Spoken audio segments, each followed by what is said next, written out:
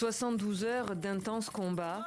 Depuis jeudi, l'armée malienne et ses alliés russes affrontaient les ex-rebelles séparatistes du CSP, le cadre stratégique permanent, une coalition regroupant les principaux groupes armés maliens du Nord.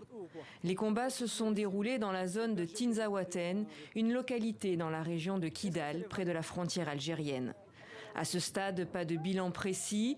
L'armée malienne a communiqué une première fois vendredi sur son compte X, précisant avoir repoussé une attaque terroriste et tué une vingtaine d'ennemis.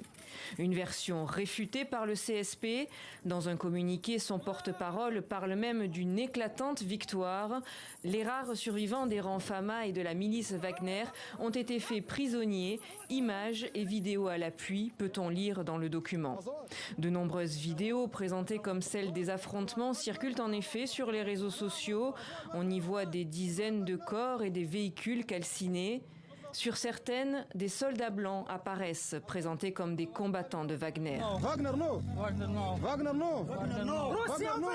L'un d'eux s'exprime en russe. Dans un autre communiqué publié ce samedi, les forces armées maliennes annoncent avoir amorcé leur mouvement rétrograde et continué la surveillance de la zone.